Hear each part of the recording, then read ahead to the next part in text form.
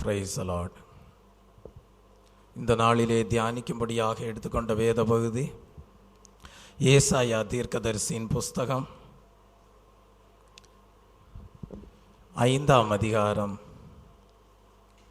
ஏசாயா தீர்க்கதரிசியின் புஸ்தகம் 5ஆம் அதிகாரம் 1, 2 வசனங்களை வாசிப்போம்.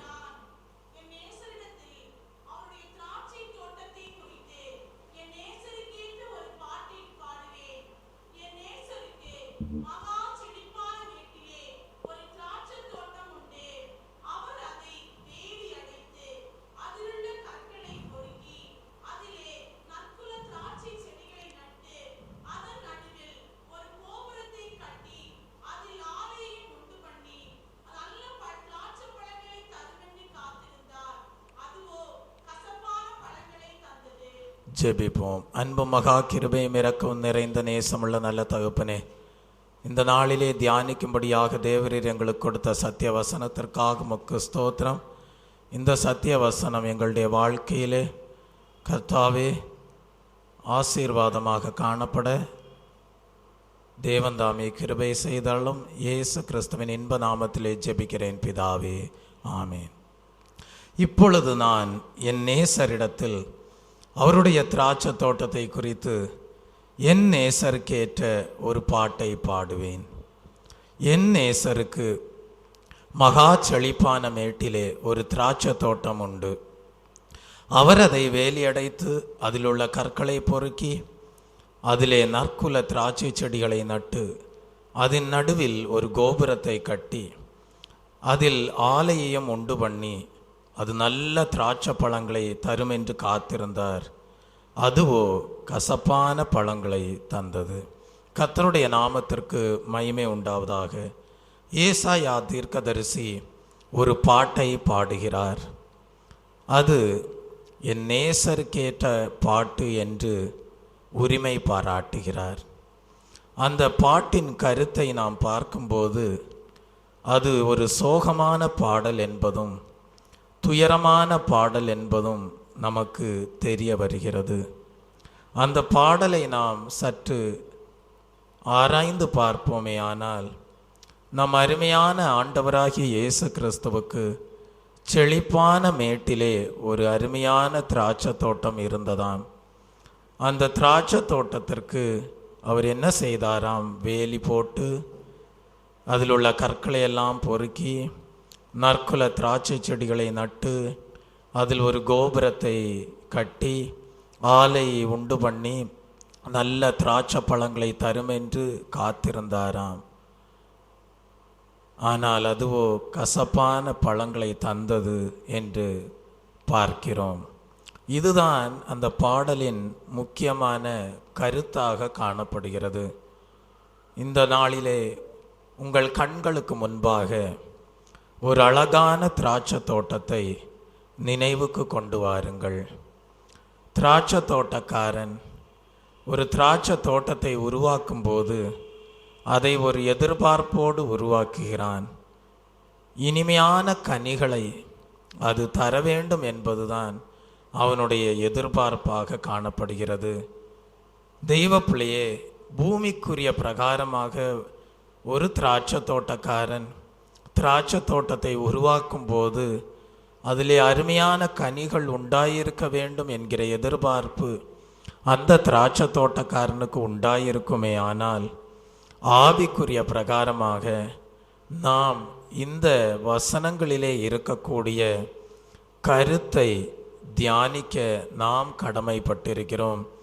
எழுத்தின்படி ஒரு திராட்சை தோட்டக்காரன் ஒரு திராட்சை தோட்டத்தை உருவாக்கும் போது இனிமையான கனிகளை தர வேண்டும் என்ற எதிர்பார்ப்பு உள்ளவனாய் இருப்பானானால் கர்த்தர் உங்களையும் என்னையும் நற்குல திராட்சை செடிகளாக நல்ல இனிமையான கனிகளை கொடுக்க வேண்டும் என்றுதான் அவர் ஏற்படுத்தி இருக்கிறார். எங்கே ஏற்படுத்தி இருக்கிறார்? தேவனுடைய சபையிலே ஏற்படுத்தி இருக்கிறார். தேவனுடைய சபையை நாம் அந்த திராட்சை தோட்டத்திற்கு ஒப்பிட்டு படிக்க இயலும். எழுத்தின்படியான திராட்சை தோட்டத்தை ஆவிக்குரிய தேவனுடைய சபைக்கு நாம் ஒப்பிட்டு படிக்க முடியும். ஆவிக்குரிய தேவனுடைய சபையிலே உங்களையும் என்னையும் தேவன் நற்குல திராட்சை செடியாக நட்டிருப்பதன் நோக்கம் என்னவென்றால், நாம் அருமையான தேவனுக்கேற்ற கனிகளை கொடுக்க வேண்டும் என்று சொல்லிதான் தேவன் நம்மை நற்குல திராட்சை செடியாக நட்டிருக்கிறார்.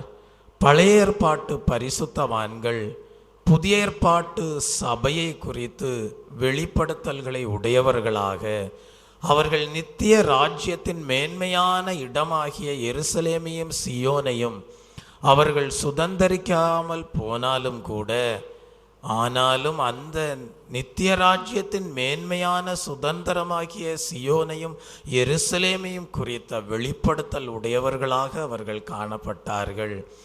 அந்த நித்திய ராஜ்யத்தின் மேன்மையான இடமாகிய சியோனுக்கும் எருசலேமுக்கும் நிழலாட்டமாக தான் இன்றைக்கு ஆவிக்குரிய தேவ சபை இந்த பூமியிலே ஸ்தாபிக்கப்பட்டு, அந்த ஆவிக்குரிய தேவ சபையிலே நீங்களும் நானும் நற்குல திராட்சை செடிகளாக தேவனால் நாட்டப்பட்டிருக்கிறோம். நாட்டப்பட்டதன் நோக்கம் என்னவென்றால், நாம் தேவனுக்கேற்ற அருமையான கனிகளை கொடுக்க வேண்டும் என்பதுதான் தேவனுடைய எதிர்பார்ப்பாய் இருக்கிறது. அந்த அருமையான கனிகளை நாம் கொடுக்கக்கூடியவர்களாக இந்த பூலோக வாழ்க்கையிலே தேவனுடைய ஆவிக்குரிய சபையிலே காணப்படுவோமே. ஆனால் இந்த பூலோக வாழ்க்கையை முடிக்கும் போது இதே சபையின் அனுபவத்தை நாம் நித்திய ராஜ்யத்திலே அந்த மேன்மையான இடமாகிய புதிய எருசலேமிலே சியோனிலேயும் அந்த கனி கொடுக்கக்கூடிய ஜீவ விருட்சங்களைப் போல நாம் அங்கே காணப்பட தேவன் நமக்கு கிருபை செய்யக்கூடியவராக காணப்படுகிறார். அப்படியானால் தெய்வ பிள்ளைய அந்த புதிய ஏற்பாட்டு சபையை குறித்து தான் ஏசாயா தீர்க்கதரிசி ஒரு பூமிக்குரிய ஒரு திராட்சை தோட்டத்திற்கு ஒப்பிட்டு ஒரு சோகமான ஒரு பாடலை பாடுவதை பார்க்கிறோம்.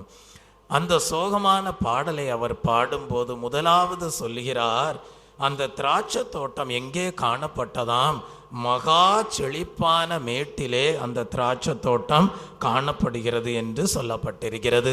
ஏசாயா 5ஆம் அதிகாரம் 9ஆம் வசனத்திலே அதை தான் நாம் பார்க்கிறோம். என் நேசருக்கு மகா செழிப்பான மேட்டிலே ஒரு திராட்சை தோட்டம் உண்டு. தெய்வ பிள்ளையே, இஸ்ரவேல் ஜனங்களுக்கு கர்த்தர் ஒரு தேசத்தை கொடுக்க சித்தமான போது ஒரு செழிப்பான தேசத்தை தான் அவர்களுக்கு தேவன் கொடுத்தார். அது பாலும் தேனும் ஓடுகிற ஒரு தேசமாக காணப்பட்டது. மலைகளும் பள்ளத்தாக்குகளும் உள்ள தேசமாக காணப்பட்டது. வானத்தின் மழையை குடிக்கக்கூடிய தேசமாக காணப்பட்டது. அது நீரூற்றுள்ள தேசமாக காணப்பட்டது. அதுதான் கானான் தேசம். தெய்வ பிள்ளையே, அப்படிப்பட்ட கானான் தேசத்திலே இஸ்ரவேல் ஜனங்கள் என்ன செய்தார்கள் என்றால், தங்கள் வீடுகளுக்கு முன்பாக இதோ திராட்சை செடிகளை தான் நாட்டி வைத்திருப்பார்கள். இஸ்ரவேல் ஜனங்கள் திராட்சை செடியை தான் தங்களுக்கு தேசிய சின்னமாகவும் கருதுகிறார்கள். அவர்கள் தங்களுடைய வீட்டிற்கு முன்பாக திராட்சை செடியை நட்டு வைத்திருப்பதன் மூலமாக தேவன் அவர்களுடைய வாழ்க்கையிலே எதை வெளிப்படுத்துகிறார் என்றால், தெய்வ ஜனங்கள் இதோ தேவனுக்கேற்ற நற்கனிகளை கொடுக்க வேண்டும், ஆவிக்குரிய கனிகளை கொடுக்க வேண்டும் என்கிற எண்ணத்தோடு தான் அவர்களுடைய வாழ்க்கையிலே அவர்களுடைய வீடுகளுக்கு முன்பாக திராட்சை செடிகளை நட்டு வைக்கக்கூடிய அனுபவத்திற்குள்ளாக அவர்களை நடத்தினார். தெய்வ பிள்ளையே, நாம் தேவனுடைய சமூகத்திலே, தேவனுடைய சபையாகிய கானானிலே நாம் நற்குல திராட்சை செடிகளாக நடப்பட்டிருக்கிறோம். அதன் மூலமாக தேவன் நமக்கு வெளிப்படுத்துவது என்னவென்றால், நாமும் தேவன் எதிர்பார்க்கக்கூடிய அருமையான கனிகளை கொடுக்க வேண்டும் என்று தேவன் எதிர்பார்க்கிறார். ஆகவேதான் சங்கீதக்காரனும் கூட, கர்த்தருக்கு பயப்படுகிற மனுஷன் இவ்விதமாய் ஆசீர்வதிக்கப்படுவான் என்று சொல்லி சங்கீதம் 128ஆம் சங்கீதம் 3ஆம் வசனத்திலே சொல்லும் போது, உன் மனைவி உன் வீட்டோரங்களில் கனிதரும் திராட்சை கொடியை போல் இருப்பாள் என்று ஒரு ஆசீர்வதிக்கப்பட்ட அனுபவத்தை குறித்து எடுத்துரைப்பதை பார்க்கிறோம். அப்படியானால் தெய்வ பிள்ளையே, மணவாட்டியாம் சபை தேவனுக்கு ஏற்ற கனிகளை கொடுக்கக்கூடியதாக தேவனுடைய கூடாரத்திலே காணப்பட வேண்டும், கானானுக்குள்ளே காணப்பட வேண்டும். அல்லேலூயா, பிரைஸ் தி லார்ட். எழுத்தின்படியான கானான் தேசத்திற்கு ஒப்பாக கர்த்தருக்கு பயப்படுகிறவர்கள் சுதந்தரிக்க போகிற பரலோக ராஜ்யத்தின் மேன்மையான இடம்தான் தெய்வ பிள்ளையே சியோனும் எருசலேமுமாக காணப்படுகிறது. அப்படியானால் அந்த இடத்தை சுதந்தரிக்க நாம் இந்த பூமியிலே நாட்டப்பட்டிருக்கிற தேவ சபையிலே, தேவ சமூகத்திலே நாம் கனி கொடுக்கக்கூடியவர்களாக காணப்பட வேண்டும். அதுதான் நம்மை நாட்டின நேசருடைய எதிர்பார்ப்பாக காணப்படுகிறது. அப்படியானால் இந்த கானானுக்கு அல்லது இந்த தேவ சபைக்கு யார் தலைவராய் இருக்கிறார் என்றால் கிறிஸ்துவே தலையாய் இருக்கிறார். Price the Lord. அந்த கிறிஸ்துவிலே நாம் இணைக்கப்பட்ட கொடிகளாக அருமையான கனிகளை கொடுக்க தேவன் எதிர்பார்க்கிறார். அல்லது அந்த சபையிலே தேவனால் நாட்டப்பட்ட நற்குல திராட்சை செடிகளாக கனிகளை கொடுக்க வேண்டும் என்று தேவன் எதிர்பார்க்கிறார். அப்படியானால் தெய்வ பிள்ளையே, அந்த எதிர்பார்ப்பை நம்முடைய வாழ்க்கையிலே ஒரு தரிசனமாக வைத்து அதற்கேற்ற ஜீவியம் செய்யும்படியாக தேவன் என்ன செய்கிறார்? நம்மை கானானிலே தேவ சபையிலே நற்குல திராட்சை செடிகளாக நடுவது மாத்திரமல்ல, நாம் கனிகளை கொடுக்கும்படியாக என்னென்ன வேலைகளை எல்லாம் செய்ய வேண்டுமோ அந்த சகல வேலைகளையும் தேவன் நம்முடைய வாழ்க்கையிலே செய்யக்கூடியவராய் இருக்கிறார். ஆகவேதான் இந்த ஏசாயா தீர்க்கதரிசி பாடலை பாடும்போது சொல்லும்போது சொல்லுகிறார், முதலாவது சொல்லுகிறார் மகா செழிப்பான மேட்டிலே என்று சொல்லுகிறார். மகா செழிப்பான மேடு என்று சொல்லும்போது, மேடு என்று சொல்லும்போது அது ஒரு உன்னதமான அனுபவம் என்று சொல்லப்பட்டிருக்கிறது. மேடு என்று சொல்லும்போது அது உயர் பர்வதமாக காணப்படுகிறது. மேடு என்று சொல்லும்போது தெய்வ பிள்ளையே, அங்கே செழிப்பான மேடு என்று சொல்லப்பட்டிருக்கிறது. செழிப்பான என்று சொன்னால் அந்த இடத்திலே நீர்வளம் இருக்கும், நிலவளம் இருக்கும், வண்டல் மண் இருக்கும், தெய்வ பிள்ளை உரமும் அங்கே காணப்படும், நல்ல நீர்ப்பாசனம் காணப்படும், செழித்தோங்கி வளர்வதற்கான சீதோஷண நிலையும் அங்கே காணப்படும்.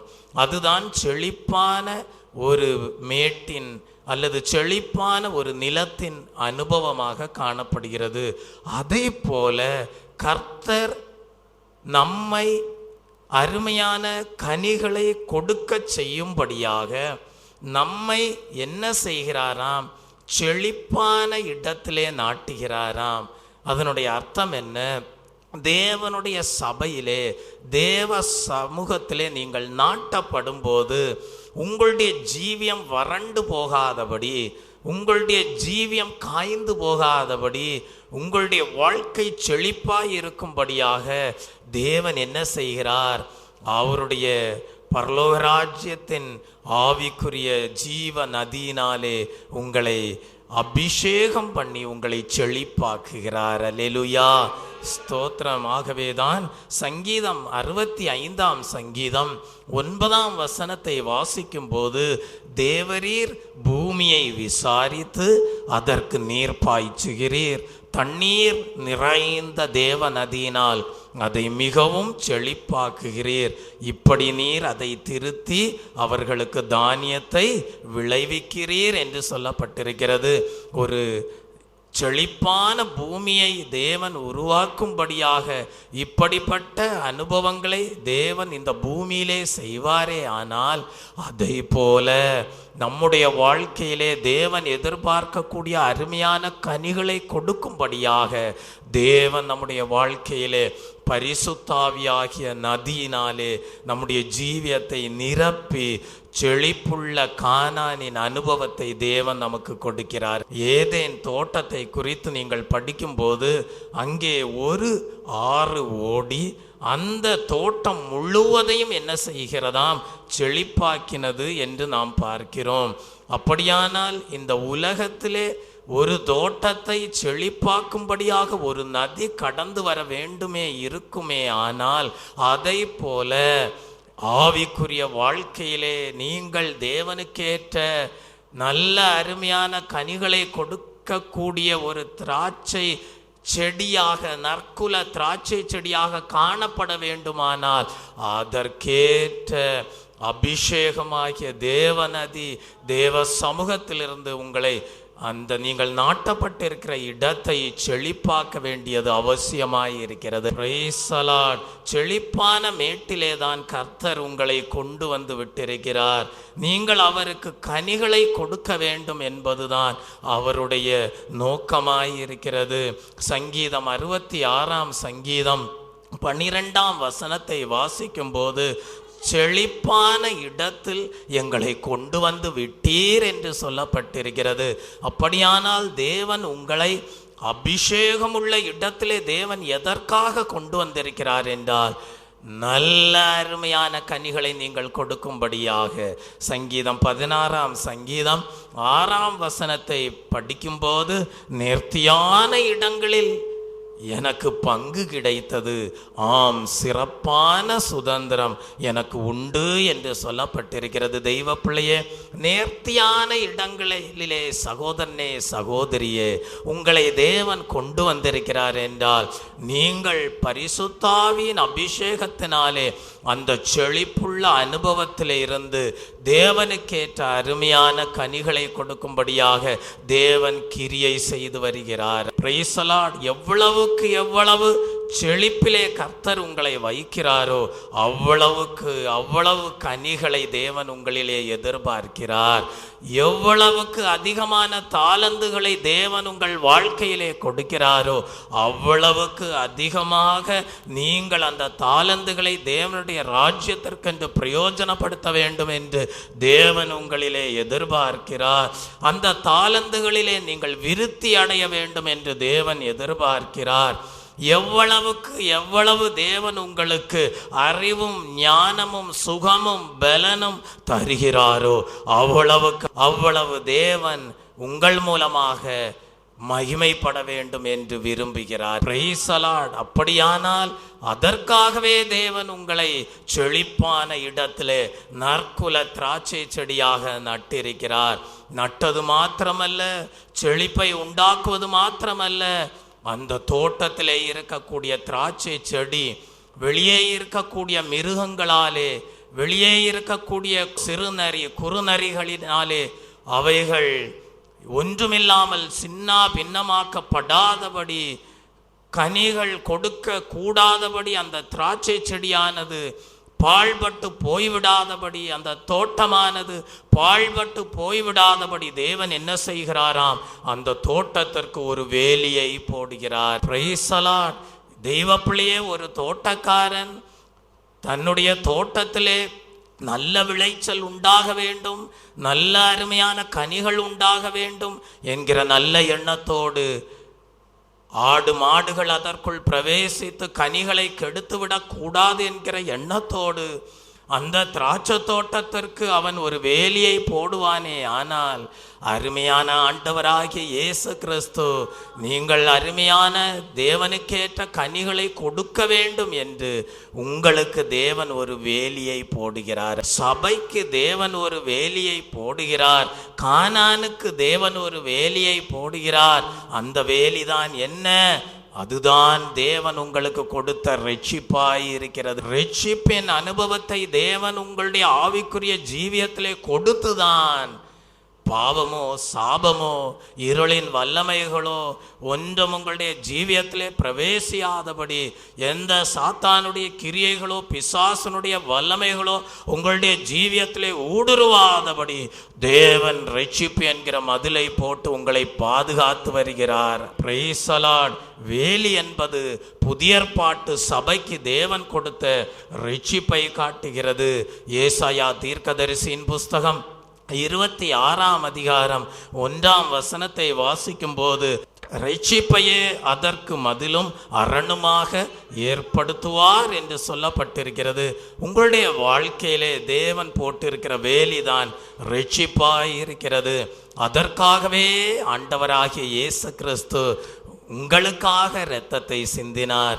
உங்களுக்காக அவர் இரத்தத்தை சிந்தினதன் மூலமாக இனி உங்களுடைய வாழ்க்கை வேறு எந்த அந்நிய வல்லமைக்கும், எந்த சாத்தானுடைய வல்லமைக்கும், வேறு எந்த உலக பிரகாரமான வல்லமைக்கும் இடமில்லை என்று சொல்லிவிட்டு தேவன் உங்களுடைய வாழ்க்கையிலே ரட்சிப்பு என்கிற வேலியை போட்டிருக்கிறார்.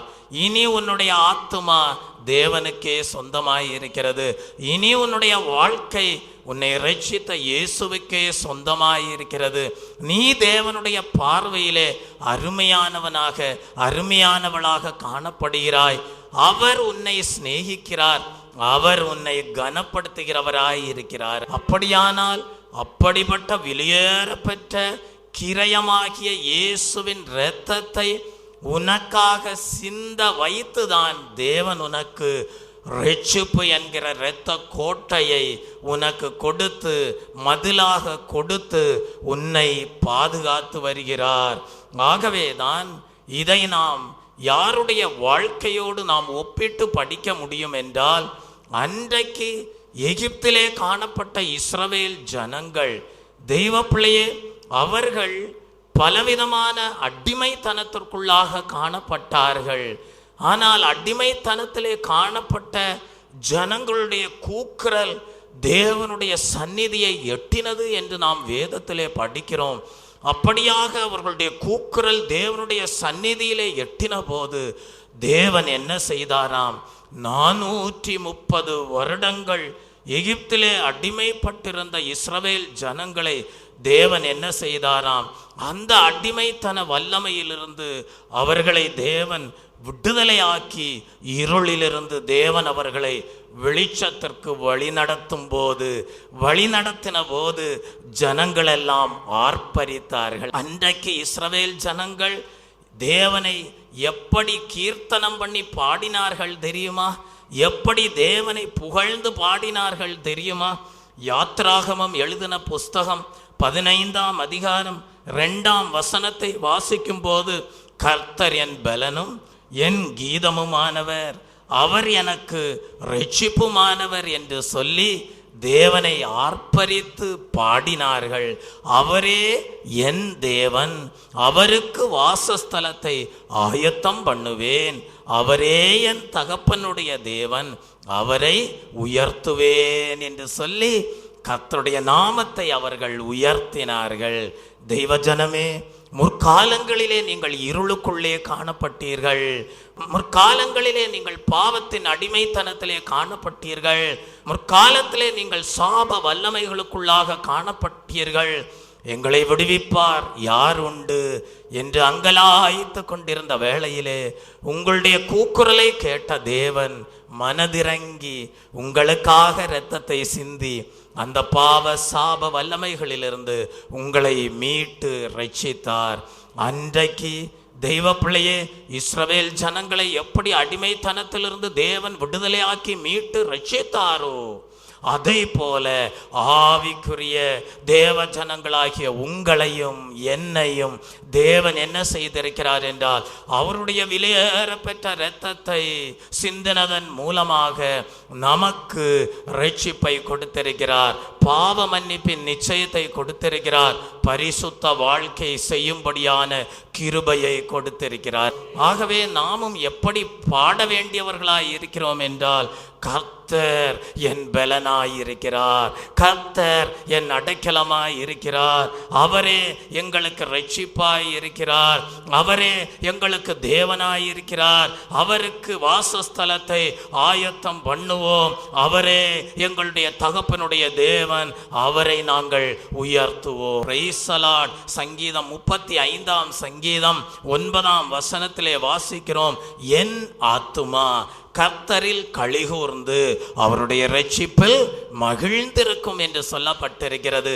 செழிப்பான மேட்டிலே அபிஷேகம் பண்ணப்பட்ட அனுபவத்தோடு நாட்டப்பட்டிருக்கிற நற்குல திராட்சை செடியாகிய உங்களுக்கு ஒரு சந்தோஷம் உண்டு, ஒரு மகிழ்ச்சி உண்டு. அந்த மகிழ்ச்சி என்ன? கர்த்தர் எங்களுடைய ஆத்துமாக்களை கர்த்தருக்குள்ளே களிகூர பண்ணுகிறார். அது அவர் எங்களுக்கு கொடுத்த ரட்சிப்பினால் வந்தது. Price the Lord. தேவன் நமக்கு கொடுத்த ரட்சிப்பு நமக்கு வேலியாக காணப்படுகிறது, பாவம் பிரவேசியாதபடி அது நமக்கு வேலியாய் காணப்படுகிறது. சாப வல்லமைகள் பிரவேசியாதபடி அது நமக்கு வேலியாக காணப்படுகிறது. அதே போல தேவன் நம்முடைய வாழ்க்கையிலே வேலியாக எதை கொடுத்திருக்கிறார் என்றால், இந்த ரட்சிப்பு மூலமாக பாதுகாப்பையும் கொடுத்திருக்கிறார், ஒரு வேறுபாட்டின் ஜீவியத்தையும் கொடுத்திருக்கிறார். என்றைக்கு ஒரு மனிதன் ஆண்டவராகி இயேசு கிறிஸ்துனுடைய ரட்சிப்பை பெற்றுக்கொள்கிறானோ அன்றைக்கே அவனுடைய வாழ்க்கையிலே ஒரு வேறுபாட்டின் ஜீவியம் உண்டாகிறது. அந்த வேறுபாட்டின் ஜீவியம் எப்படி உங்களுடைய வாழ்க்கையிலே வெளிப்படுகிறது என்றால், நீங்கள் உலகத்தாரை போல அல்ல, கர்த்தருக்காக பரிசுத்தம் உள்ளவர்களாக விளங்கும்படி வேறு பிரிக்கப்பட்டவர்களாய் இருக்கிறீர்கள். வெளிச்சத்தையும் இருளையும் எப்படி தேவன் வெவ்வேறாக பிரித்தாரோ, ஜலத்தினின்று ஜலத்தை பிரித்து தேவன் எப்படி ஆகாய விரிவை உண்டாக்கினாரோ, அதை போல கிறிஸ்துவுக்கும் பேலியாளுக்கும் சம்பந்தம் இல்லை என்கிற அனுபவத்திற்குள்ளாக தேவன் உங்களை கொண்டு வருகிறார். தெய்வ பிள்ளையே, தெய்வீக வெளிச்சத்தை உங்களுடைய வாழ்க்கையிலே கொடுத்து பயங்கரமான இருளின் வல்லமையிலிருந்து உங்களை வேறுபடுத்தி வைத்திருக்கிறார். அந்த வேறுபாட்டின் அனுபவம் ரட்சிப்பின் மூலமாக உங்களுக்கு உங்களுடைய வாழ்க்கையிலே அனுபவமாக வருகிறது. அது மாத்திரமல்ல தெய்வ பிள்ளையே, அன்றைக்கு இஸ்ரவேல் ஜனங்கள் எகிப்திலிருந்து மீட்டு கொண்டு வரப்படும் போது அந்த எகிப்திலே இஸ்ரவேல் ஜனங்களுடைய வீடுகள் தனியாக தனித்தன்மையாக காண்பிக்கப்படும்படியாக ஆண்டவர் ஆகிய இயேசு கிறிஸ்துடைய இரத்தத்திற்கு ஒப்பாக தேவன் அவர்களுக்கு ஒரு பிரமாணத்தை கொடுத்திருந்தார். அது என்னவென்றால், மீட்கப்படுகிற ஜனங்களுடைய வீட்டின் அறைநிலை வாசல்களிலே ஆட்டுக்குட்டியினுடைய இரத்தம் என்ன செய்யப்பட்டிருக்க வேண்டும்? பூசப்பட்டிருக்க வேண்டும்.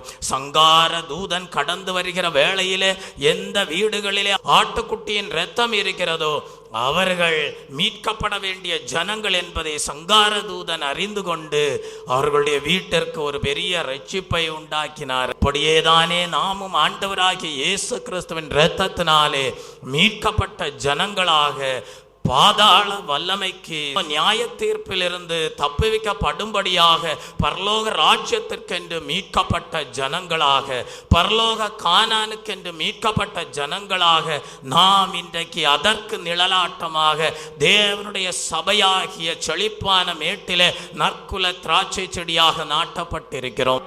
Price the Lord. தெய்வ பிள்ளையே, தேவன் உங்களுக்கு ரட்சிப்பை கொடுத்து வேலி அமைத்திருக்கிறார். தேவன் உங்களுக்கு வேறுபாட்டின் ஜீவியத்தை கொடுத்து வேலி அடைத்திருக்கிறார்.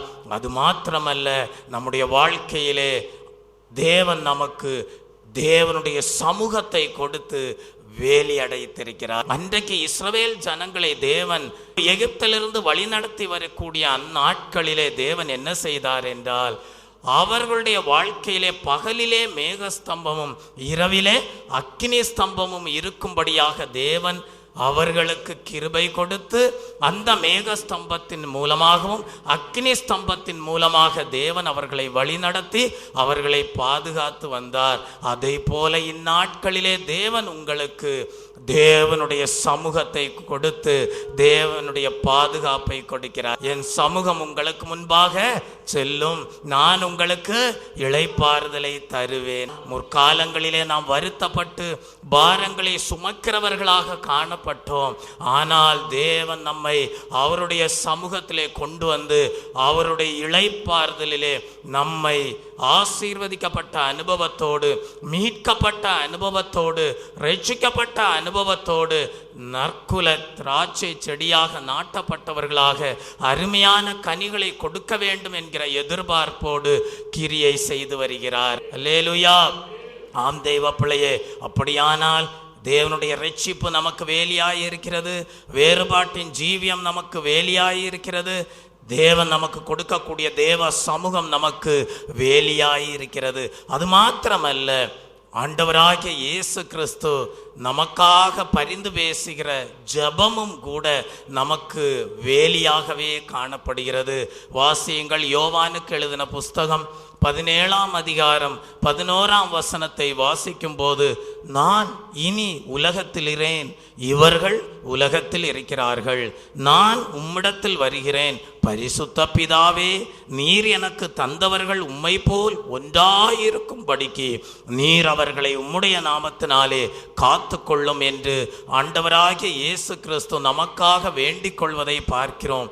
ஆண்டவராகிய இயேசு கிறிஸ்து என்ன வேண்டிக் கொள்கிறார்? பிதாவே, நான் இப்பொழுது இந்த உலகத்திலிருந்து உம்மிடத்தில் வருகிறேன், ஆனால் என்னுடையவர்கள் இந்த உலகத்திலே தான் காணப்படுகிறார்கள். பரிசுத்த பிதாவே, நீர் என்னோடு எப்படி இருந்தீரோ அதை போல நீர் உம்முடைய பிள்ளைகளோடு இருக்கும்படியாக வேண்டிக் கொள்கிறேன் என்று ஜெபிக்கிறார். அப்படிப்பட்ட இயேசு கிறிஸ்துவனுடைய ஜெபம் நமக்கு இன்றைக்கு வேலியாக காணப்படுகிறது. அல்லேலூயா. இன்றைக்கும் அவர் பிதாவின் வலது பாசத்தில் வீற்றிருந்து நமக்காக பரிந்து பேசி கொண்டு வருகிறார். அந்த பரிந்து பேசக்கூடிய அந்த ஜெபம் நமக்கு பாதுகாப்பாய் இருக்கிறது, வேலியாய் இருக்கிறது. Price the Lord. அப்படியானால் தெய்வ ஜனமே, அவர் நமக்காக பண்ணுகிற வேண்டுதல்களை மறந்து போகாதே. அவர் நமக்காக கொடுத்திருக்கிற ரட்சிப்பை மறந்து போகாதே. அவர் நமக்காக சிந்தின விலையேற பெற்ற இரத்தத்தை மறந்து போகாதே. அவர் நமக்காக கொடுத்திருக்கிற தேவ சமூகத்தை மறந்து போகாதே. எண்ணிப்பார், நீ பெற்ற பாக்கியத்தை, கர்த்தர் செய்த நன்மைகளை உன்னுடைய வாழ்க்கையிலே நீ எண்ணி பார்த்து, எதற்காக இவ்வளவு பெரிய காரியத்தை செய்தார், நீ நல்ல அருமையான கனிகளை கொடுக்க வேண்டும் என்பதுதான் அவருடைய நோக்கமாய் இருக்கிறது. Price the Lord. தெய்வ பிள்ளையே, ஆகவேதான் நம்முடைய வாழ்க்கையிலே தேவன் கிருபையோடும் சத்தியத்தோடும் வந்தார். அந்த கிருபையும் சத்தியமும் கூட நமக்கு பாதுகாப்பை கொடுக்கக்கூடியதாய் இருக்கிறது. ஆகவேதான் ஆண்டவர் நம்மை பார்த்து சொன்னார், என் கிருபை உனக்கு போதும் என்று சொன்னார். அவர் கொடுத்த கிருபை, அவர் கொடுத்த இந்த வேத வசனத்தின் மூலமாக வெளிப்படுத்துகிற சத்தியம், இவைகளெல்லாம் நமக்கு பாதுகாப்பையும் நமக்கு அது அரணாகவும் அடைக்கலமாகவும் வேலியாகவும் காணப்படுகிறது. அப்படியானால் முதலாவது நற்குல திராட்சை செடியாக செழிப்பான மேட்டிலே நம்மை நட்ட தேவன், ஸ்தாபித்த தேவன், நிலை நாட்டின தேவன் நமக்கு வேலியை போடுகிறார். அடுத்தபடியாக என்ன செய்கிறாராம்?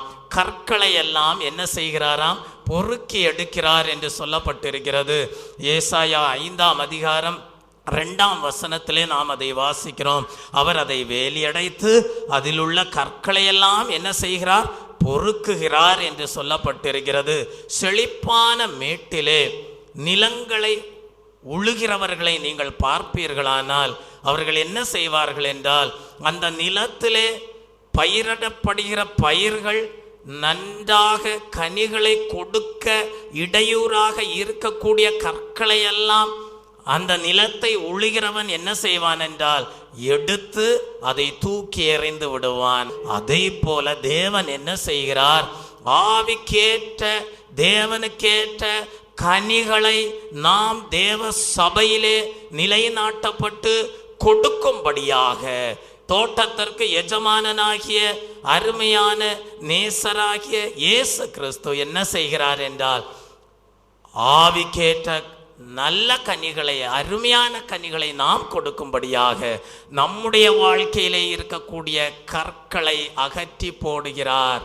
அப்படியானால் நீங்கள் கேட்கலாம், நம்முடைய ஜீவியத்திலே உண்டாயிருக்கக்கூடிய கற்கள் தான் என்ன? ஆவிக்குரிய நம்முடைய வாழ்க்கையிலே இருக்கக்கூடிய கற்கள் தான் என்ன?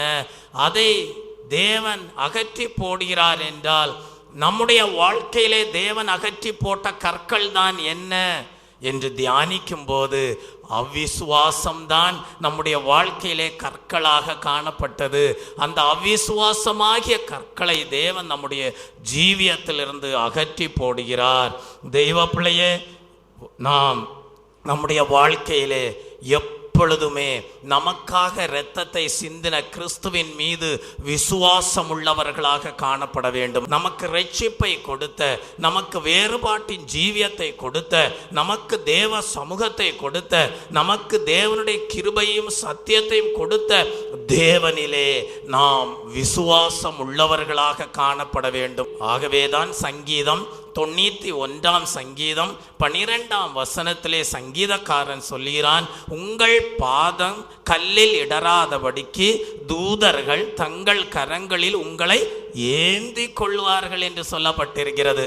சங்கீதக்காரன் சொல்கிறான், நம்முடைய பாதங்கள் கல்லிலே இடராதபடிக்கு தேவதூதர்கள் அவர்களுடைய கரங்களினாலே நம்ம என்ன செய்கிறார்களாம்? ஏந்தி கொள்கிறார்களாம். அப்படியாக தேவன் நம்முடைய வாழ்க்கையிலே என்ன செய்கிறார் என்றால், கற்களினாலே இடராதபடிக்கு தேவன் நம்மை ஏந்தி தாங்கி சுமந்து தப்புவிக்க பண்ணி வருகிறார். தெய்வ பிள்ளையே, அப்படிப்பட்ட கற்கள் நம்முடைய வாழ்க்கையிலே நம்மை இடர செய்யாதபடி தேவன் நம்மை பாதுகாக்கிறார்.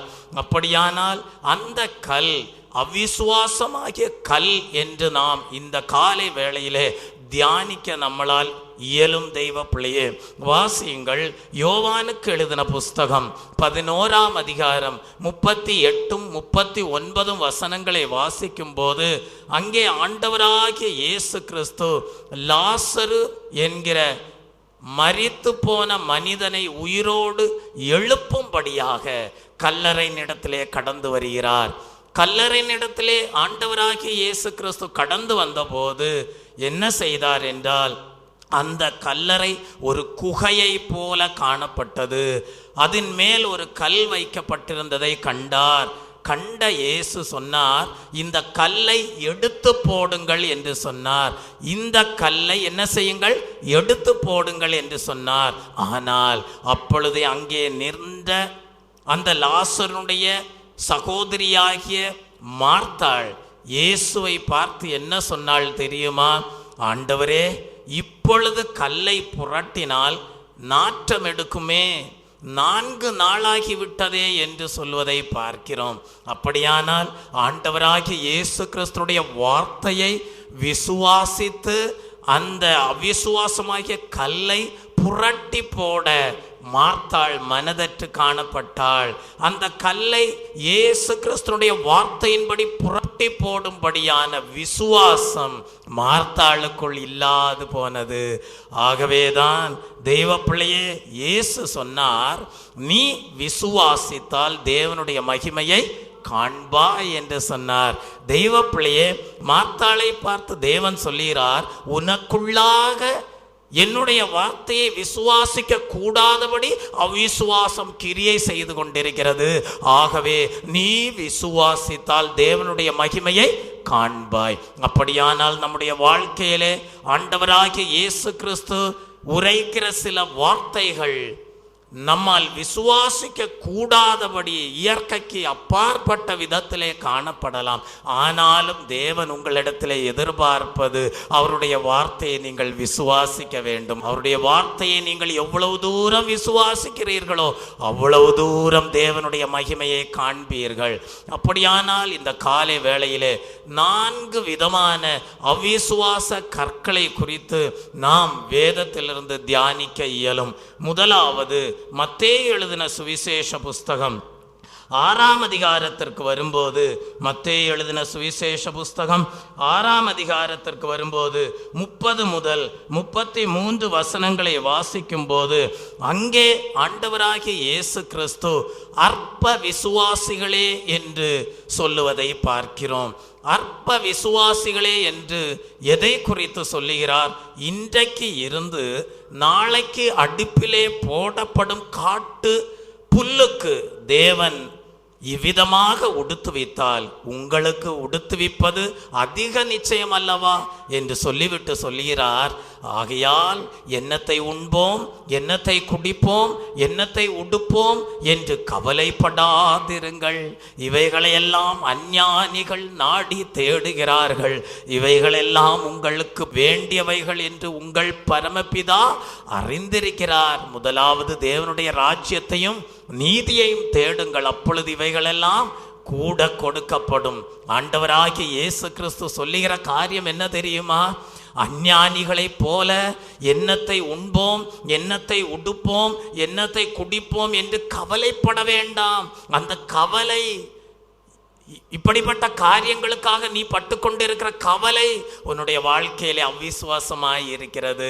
ஆகவே கவலை என்கிற அவ்விசுவாசத்தை உன்னுடைய வாழ்க்கையிலிருந்து நீ அகற்றி போடு. முதலாவது நீ தேவனுடைய ராஜ்யத்தையும் நீதியையும் தேடு, அப்பொழுது இவைகளெல்லாம் உனக்கு கூட கொடுக்கப்படும். உங்களுடைய வாழ்க்கையிலே என்ன இப்படிப்பட்ட இப்பிரபஞ்சத்திற்குரிய கவலைகள் இருந்தாலும் அதை உங்கள் வாழ்க்கையிலிருந்து நீங்கள் அகற்றி போடும்படியாக தேவன் விரும்புகிறார். அந்த கவலை என்கிற கல்லை, அவிசுவாசம் என்கிற கவலை என்கிற கல்லை புரட்டி போடும்படியாக இன்றைக்கும் தேவன் உங்களுடைய வாழ்க்கையிலே கிரியை செய்து கொண்டே இருக்கிறார். இரண்டாவது அவிசுவாசமாகிய கல் என்ன? தெய்வ பிள்ளையே, அதுதான் பயமாக காணப்படுகிறது. அநேக ஜனங்களுக்குள்ளே இன்றைக்கு பயம் காணப்படுகிறது. அந்த பயம் அவ்விசுவாச கல்லாய் இருக்கிறது.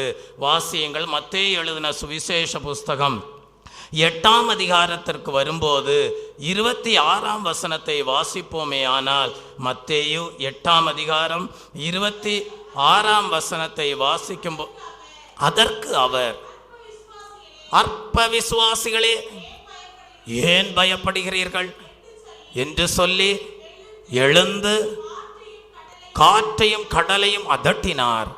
உடனே மிகுந்த அமைதல் உண்டாயிற்று. அப்படியானால் எங்கே பயம் இருக்கிறதோ அங்கே அமைதல் இருக்காது. எங்கே பயம் இருக்கிறதோ அங்கே தேவனுக்கேற்ற விசுவாசம் இருக்காது. ஆனால் இயேசு கிறிஸ்துவும் சீஷர்களோடு படகிலே தான் கடலிலே பிரயாணம் பண்ணி கொண்டிருக்கிறார்.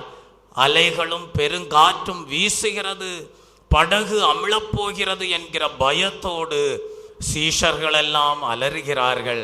ஆனால் இயேசு தங்களோடு அந்த படகிலே உண்டு என்பதை அவர்கள் மறந்து போய்விட்டார்கள்.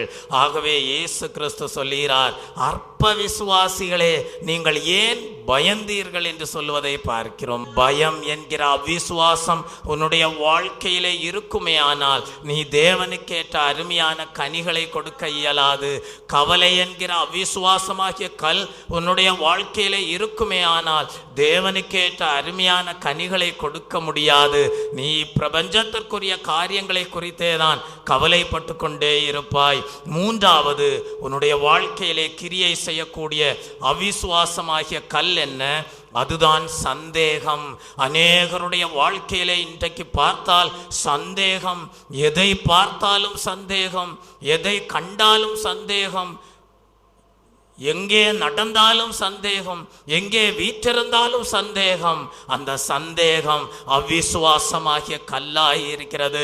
அப்படிப்பட்ட சந்தேகம் உன்னுடைய வாழ்க்கையிலே இருக்குமானால் நீ உன்னுடைய எண்ணங்களை எல்லாம் அந்த சந்தேகத்திற்குள்ளாகவே கொண்டிருப்பாயே அல்லாமல் தேவனுக்கேற்ற ஆவிக்கேற்ற கனிகளை கொடுக்க இயலாது. வாசியுங்கள்.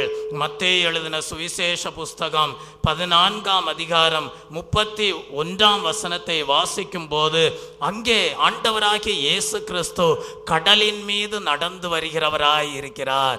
கடலின் மீது ஆண்டவராகிய இயேசு கிறிஸ்து நடந்து வருகிற வேளையிலே பேதுருவுக்கு ஒரு ஆசை. இயேசுவின் சீடனாகிய பேதுருவுக்கு ஒரு ஆசை. இயேசுவை போல தானும் தண்ணீரின் மீது, ஜலத்தின் மீது நடக்க வேண்டும் என்கிற ஒரு ஆசை. அப்பொழுது அவனுடைய வாஞ்சையை அறிந்த ஆண்டவராகிய இயேசு கிறிஸ்து என்னிடத்திலே வா என்று சொல்வதை பார்க்கிறோம். அந்த வார்த்தையை விசுவாசத்தோடு ஏற்றுக்கொண்டான் பேதுரு. ஜலத்தின் மீது காலை வைத்தான், நடக்க ஆரம்பித்தான்.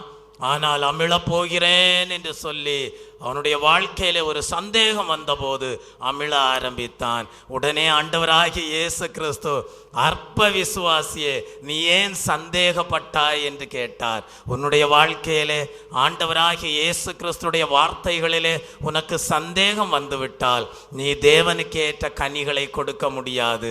ஆண்டவர் உன்னை ஆசீர்வதிக்கிறேன் என்று சொன்னாலும் நீ அதை அவிசுவாசத்தோடு பார்க்கிறபடியால், நான் உன்னுடைய வாழ்க்கையிலே அதிசயத்தை செய்கிறேன் என்று சொல்லும் போதும் நீ அதை அவிசுவாசத்தோடு சந்தேகத்தோடு காண்கிறபடியால், சந்தேகத்தோடு கேட்கிறபடியால், சந்தேகத்தோடு கிரியை செய்கிறபடியால் நீ அமிழ்ந்து போகக்கூடியவனாக, அமிழ்ந்து போகக்கூடியவளாக காணப்படுகிறாய். ஆகவே இந்த காலை வேளையிலே ஆண்டவர் உன்னை பார்த்து சொல்லுகிறார், தேவனுடைய வார்த்தையிலே உனக்கு சந்தேகம் வேண்டாம். அந்த சந்தேகம் என்கிற அவிசுவாசம் உன்னுடைய வாழ்க்கையிலே கல்லை போல காணப்படுமே ஆனால், நீ நற்குல திராட்சை செடியாக நடப்பட்டிருந்தாலும் அப்படிப்பட்ட சந்தேகம் என்கிற அவிசுவாசமாகிய கல் உன்னை அருமையான தேவனுக்கேற்ற கனிகளை கொடுக்க செய்யாது என்று தேவன் உன்னை பார்த்து எடுத்துரைக்கிறார். ஆகவே தேவாவியானவர் இந்த நாளிலே எடுத்துரைக்கக்கூடிய வார்த்தையின்படி அவிசுவாசமாகிய சந்தேகம் என்னும் கல்லை உன்னுடைய வாழ்க்கையிலிருந்து நீ அகற்றி போடுவாயாக. நான்காவதாக, உன்னுடைய வாழ்க்கையிலே கிரியை செய்யக்கூடிய அவிசுவாசமாகிய கல் என்ன? அதுதான் யோசனை. இன்றைக்கு அநேக ஜனங்கள் தாங்கள் செய்ய வேண்டிய வேலைகளை செய்வதை விட்டுவிட்டு யோசித்து கொண்டே இருக்கிறார்கள். என்ன யோசிக்கிறார்கள்? என்ன யோசிக்கிறார்கள்? எதை எதை குறித்தோ யோசித்து கொண்டே இருக்கிறார்கள். சமயம் போய்கொண்டே இருக்கிறது. தாங்கள் செய்ய வேண்டிய தேவனுக்கேற்ற கிரியைகளை செய்யக்கூடாமல் போகிறார்கள். மத்தேயு எழுதின சுவிசேஷ புஸ்தகம் 16ஆம் அதிகாரம் 8ஆம் வசனத்திற்கு வரும்போது அங்கே ஆண்டவராகிய இயேசு கிறிஸ்து யோசனை என்கிற அவிசுவாச கல்லை குறித்து போதிப்பதை பார்க்கிறோம். இயேசு அதை அறிந்து, அற்ப விசுவாசிகளே, அப்பங்களை கொண்டு வராததை குறித்து நீங்கள் உங்களுக்குள்ளே யோசனை பண்ணுகிறது என்ன? 5 அப்பங்களை கொண்டு 5000 ஜனங்களை போஷித்த தேவன் சொல்லுகிறார், நீங்கள் ஏன் அப்பங்களை கொண்டு வரவில்லை என்று யோசித்து கொண்டிருக்கிறீர்கள்? தேவன் அற்புதத்தை செய்யக்கூடியவர், தேவன் மகத்துவமான காரியங்களை செய்யக்கூடியவர் என்று எண்ணி தேவனுக்கேற்ற காரியங்களை செய்யக்கூடாதபடி இது எப்படி ஆகும், இது எப்படி நிறைவேறும், இது எப்படி நடைபெறும் என்று சொல்லி நீ யோசித்து கொண்டே இருக்கிறாயா? அந்த யோசனை உன்னுடைய வாழ்க்கையிலே அவிசுவாசமாகிய கல்லாயிருக்கிறது. அப்படிப்பட்ட யோசனைகளை உன்னுடைய வாழ்க்கையிலிருந்து அகற்றி போட்டு தேவனால் செய்யக்கூடாத காரியம் ஒன்றுமில்லை என்கிற விசுவாசத்தோடு நீ செயல்படுவாயானால் தேவனுடைய மகத்துவமான காரியங்களை காண்பாய். ஆகவே இந்த நாளிலே தேவன் சொல்லுகிறார், கவலை என்கிற அவிசுவாசமாகிய கல் வேண்டாம், பயம் என்கிற அவிசுவாசமாகிய கல் வேண்டாம், சந்தேகம் என்கிற அவிசுவாசமாகிய கல் வேண்டாம், யோசனை என்கிற அவிசுவாசமாகிய கல் வேண்டாம். விசுவாசியே பதறாதே, விசுவாசியே கலங்காதே, விசுவாசத்தினால் நீதிமான் பிழைப்பான். உன்னுடைய வாழ்க்கையிலே விசுவாசத்தை துவங்க பண்ணின தேவன் விசுவாசத்திலே நல்ல போராட்டத்தை போராட செய்து, விசுவாசத்தை முடிக்க செய்து, ஜீவ கிரீடத்தை கொடுக்க வல்லவராய் இருக்கிறார். நீ ஆராதிக்கிற தேவன் அன்புள்ள தேவன், உண்மையுள்ள தேவன், மகத்துவமான தேவன், சர்வ வல்லமையுள்ள தேவனாய் இருக்கிறார். ஹல்லேலூயா, பிரைஸ் தி லார்ட். ஆகவே நம்முடைய வாழ்க்கையிலே கலக்கம் வேண்டாம், பதற்றம் வேண்டாம். கர்த்தரை விசுவாசிப்போம். கர்த்தருக்குள்ளே நீ வைத்திருக்கிற விசுவாசம் உன்னுடைய வாழ்க்கையிலே ஒரு பெரிய ஜெயத்தை கொடுக்கக்கூடியதாய் இருக்கும். Price the Lord. இப்படியாக தேவன் உன்னுடைய வாழ்க்கையிலே நற்குல திராட்சை செடியாக மகா செழிப்பான மேட்டிலே உன்னை நாட்டி, உனக்கு ரட்சிப்பு என்கிற வேலையை கொடுத்து, வேறுபாட்டின் ஜீவியம் என்கிற வேலையை கொடுத்து, தேவ சமூகம் என்கிற வேலையை கொடுத்து, ஜபம் என்கிற வேலையை கொடுத்து உன்னை பாதுகாத்து, உன்னுடைய வாழ்க்கையிலே நீ நல்ல அருமையான கனிகளை கொடுக்க வேண்டும் என்று சொல்லி உன்னை பாவத்திலிருந்தும் சாபத்திலிருந்தும் பலவிதமான பிசாசின் வல்லமைகளிலிருந்தும் உன்னை பாதுகாக்கும்படியாக உன்னை அவர் இரத்த கோட்டைக்குள்ளே வைத்து நீ அருமையான கனிகளை கொடுக்க வேண்டும் என்று சொல்லி உன்னுடைய வாழ்க்கையிலே இருக்கக்கூடிய கவலைகளை மாற்றுகிறார். உன்னுடைய வாழ்க்கையிலே இருக்கக்கூடிய பயத்தை நீக்குகிறார். உன்னுடைய வாழ்க்கையில் இருக்கக்கூடிய சந்தேகங்களை மாற்றுகிறார். உன்னுடைய வாழ்க்கையிலே இருக்கக்கூடிய யோசனைகளை எல்லாம் அகற்றுகிறார். ஹல்லேலூயா. ஜெயகிறிஸ்து முன்னே செல்கிறார். உன்னை ஜெயமாய் நடத்துகிறவராய் இருக்கிறார். அது மாத்திரமல்ல, நற்குல திராட்சை செடியாக நட்ட தேவன் அந்த தோட்டத்திற்குள்ளே ஒரு கோபுரத்தை கட்டுகிறார். இந்த கோபுரம் என்று சொல்லும் போது அதுதான் உயர்ந்து நிற்கக்கூடிய பர்வதமாய் இருக்கிறது. கோபுரம் என்று சொல்லுவது அது எதை காட்டுகிறது என்றால், தெய்வ பிள்ளையே, தேவனுடைய சபையிலே தேவனுடைய ஜனங்களை வழிநடத்தும்படியாக, தேவனுடைய ஜனங்களை கண்காணிக்கும்படியாக, தேவனுடைய ஜனங்களை பாதுகாக்கும்படியாக உன்னதமான ஜீவியம் செய்யக்கூடிய தேவனுடைய பரிசுத்தவான்களையும் தேவனுடைய ஊழியக்காரர்களுடைய ஜீவியத்தையும் காட்டுகிறது. அவர்கள்தான் பர்வதங்களாக கோபுரமாக உயர்ந்திருக்கிறார்கள்.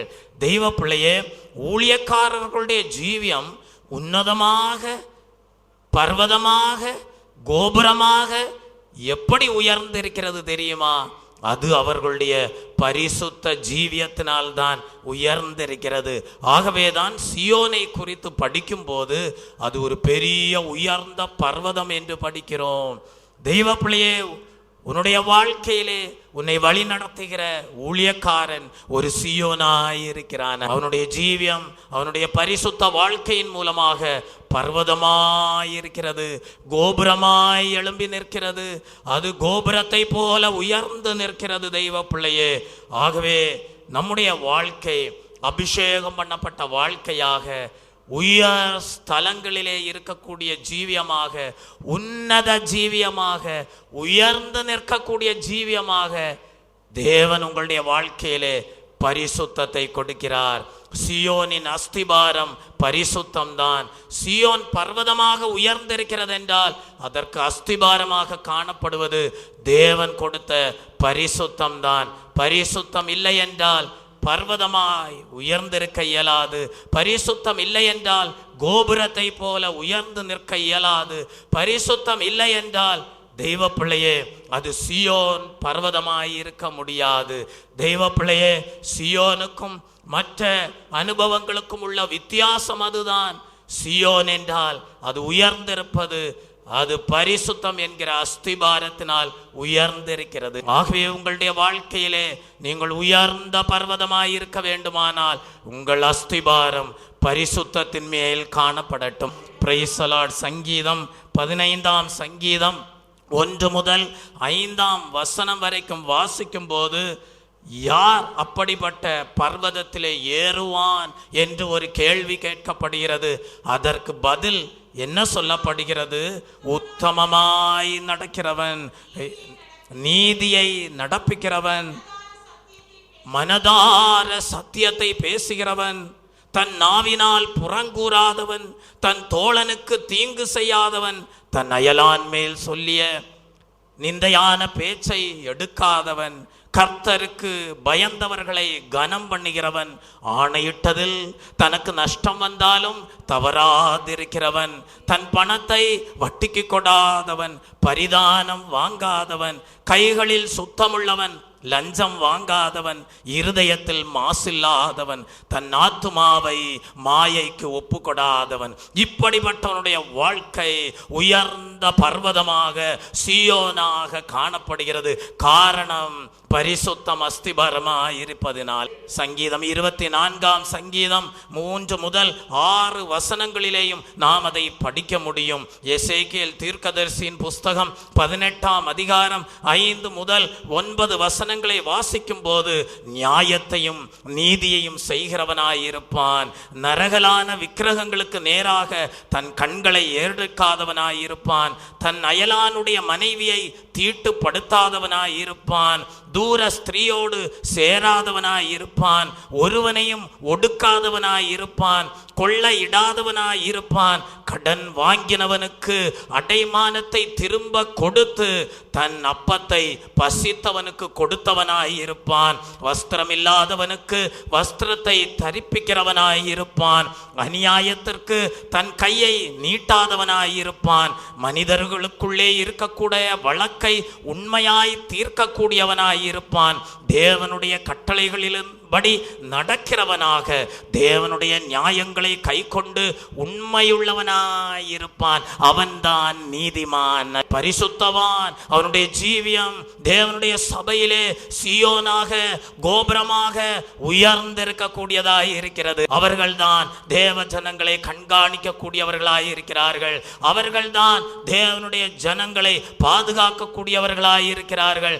அவர்கள்தான் தேவ ஜனங்கள் நல்ல அருமையான கனிகளை கொடுக்க வேண்டும் என்று சத்தியத்தை மனதார பேசுகிறவர்களாய் இருக்கிறார்கள். Price the Lord. தெய்வ பிள்ளையே, அது மாத்திரமல்ல, நற்குல திராட்சை செடிகளை நட்ட தேவன் அவர்களுக்கு ஒரு கோபுரமாக ஊழியக்காரர்களை, அபிஷேகம் பண்ணப்பட்ட பிரதிஷ்டை பண்ணப்பட்ட தேவனுடைய தாசர்களை தேவனுடைய சபையிலே ஏற்படுத்துவது மாத்திரமல்ல, ஒரு ஆலையை உண்டு பண்ணுகிறார். எதை உண்டு பண்ணுகிறார்? ஒரு ஆலையை உண்டு பண்ணுகிறார். இஸ்ரவேல் தேசத்திற்கு நீங்கள் போவீர்களானால் இஸ்ரவேல் தேசம் முழுவதிலும் அநேக ஆலைகளை நீங்கள் பார்க்க முடியும். ஒலிவ எண்ணெயை எடுக்கக்கூடிய ஆலைகள் அங்கே உண்டு. ஒலிவ விதைகளை அதற்குள் போட்டு ஒலிவ எண்ணெயை எடுக்கக்கூடிய ஆலைகள் அங்கே உண்டு. அதை போல திராட்சை பழங்களை இட்டு திராட்சை ரசத்தை எடுக்கக்கூடிய திராட்சை ஆலைகள் அங்கே உண்டு. தெய்வ பிள்ளையே, அப்படியானால் கானானுக்குள் ஒலிவ ஆலைகளும் திராட்சை பழத்தை இட்டு திராட்சை ரசத்தை எடுக்கக்கூடிய ஆலைகளும் உண்டு என்றால், அதே போல பலவிதமான ஆலைகள் கானானுக்குள் உண்டு என்றால், ஆவிக்குரிய சபையாகிய தேவனுடைய சபையாகிய இந்த கானானுக்குள் தேவன் வைத்திருக்கிற ஆலைதான் என்ன? அதுதான் கிறிஸ்துவின் சிலுவை.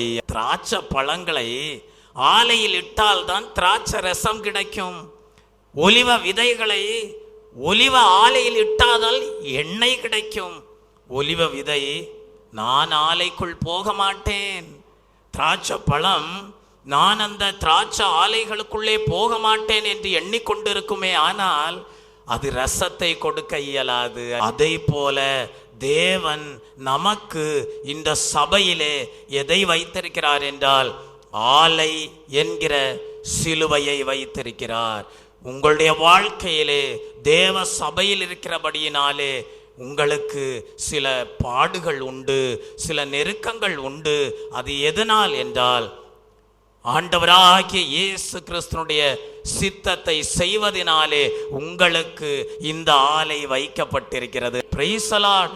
ஒரு காளையை எடுத்துக்கொள்ளுங்கள். அந்த காளை என்ன செய்கிறது? தன்னுடைய எஜமானனுடைய வார்த்தைகளுக்கு கீழ்ப்படிந்து அதன்படி அந்த எஜமானுடைய சித்தத்தை செய்யும்படியாக அந்த காளை எஜமானுடைய நுகத்திற்குள் பிணைக்கப்படுகிறது.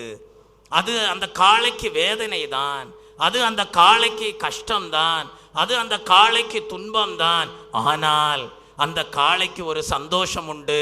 அது என்னவென்றால், நான் எஜமானனுடைய சித்தத்தை நிறைவேற்றுகிறேன். அல்லேலூயா. அதை போல தேவன் சபையிலே அவருடைய சிலுவையின் பாடுகளை வைத்திருக்கிறார். தெய்வ பிள்ளையே, சில வேளைகளிலே நீங்கள் தேவனுடைய சித்தத்தை செய்யும்படியாக முன்வரும்போது அது உங்களுடைய வாழ்க்கையிலே வேதனையாயிருக்கலாம், கஷ்டமாயிருக்கலாம், பிரயாசமாயிருக்கலாம், கண்ணீரின் பாதையாயிருக்கலாம், நெருக்கத்தின் பாதையாயிருக்கலாம். ஆனால் அந்த சிலுவை பாடுகளை நீ ஏற்றுக்கொள்வதன் மூலமாக தேவ சித்தத்தை நீ செய்து நிறைவேற்றும் போது உன்னுடைய ரசம் ருசியுள்ளதாயிருக்கும். அல்லேலூயா, அல்லேலூயா.